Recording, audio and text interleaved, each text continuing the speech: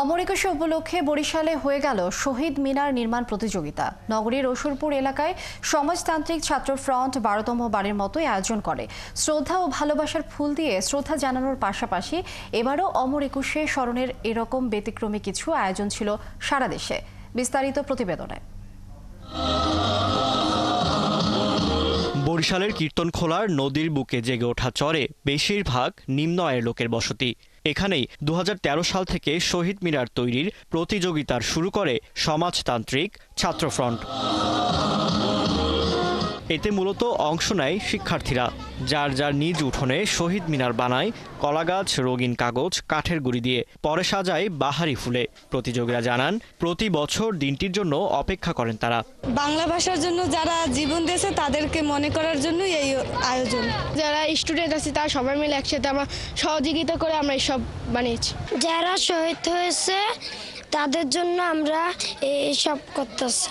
আর আয়োজকরা জানান, ৫২ থেকে ৭১-এর প্রেরণা জাগ্রত করতে শিক্ষার্থীদের নিয়ে একযুগ হলো তাদের এই আয়োজন। রসুলপুরের শিশুদের মধ্যে ভাষা দিবসের চেতনাকে বিকশিত করার চেষ্টা করি। আমরা মনে করি দেশপ্রেম ছাড়া দায়িত্বশীল মানুষ তৈরি হওয়া সম্ভব নয়। আমাদের এই ইতিহাসগুলি জানলে আমাদের শিশুরা দেশপ্রেমিক দায়িত্বশীল নাগরিক হিসেবে তৈরি হবে, এটা আমরা বিশ্বাস করি। রংপুরে অমর একুশের ভাষা শহীদদের সঙ্গে নতুন প্রজন্মের পরিচয় করাতে দেয়ালিকা প্রকাশ করে। এখানে শিক্ষার্থীরা দেয়ালে শহীদদের জীবনী, তাদের গৌরব, ইতিহাস, ঐতিহ্য তুলে ধরেন। আমরা ভাষা শহীদদের প্রতি সম্মান দেখাতে পারছি ও ১৯৫২ সালে সম্পর্কে অনেক কিছু জানতে পেরেছি। বিভিন্ন ধরনের দেয়ালিকা প্রস্তুত করেছি আমাদের ভাষা শহীদদের স্মৃতিচারণ করতে। মুন্সিগঞ্জ সদরের মীর কাদিম পৌরসভার দক্ষিণনগর কসবা সরকারি প্রাথমিক বিদ্যালয়ে শহীদ মিনার নেই। বারবার আবেদন করেও যখন তারা শহীদ মিনার পাননি, তখন নিজেরাই আয়োজন শুরু করেন।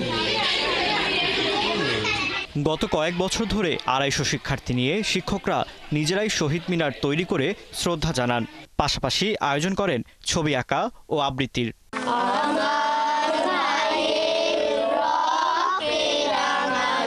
বরিশালের আগৈলঝরার কাঠির এলাকার কলা গাছ দিয়ে শহীদ মিনার তৈরির উদ্যোগ নেয় শিশুরা।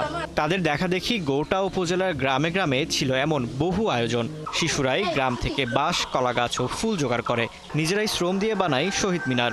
রাত ১২টা ১ মিনিটে শ্রদ্ধা জানায়। সকালে প্রভাত ফেরির আয়োজন করে। ফারদিন নীরব, ৭১।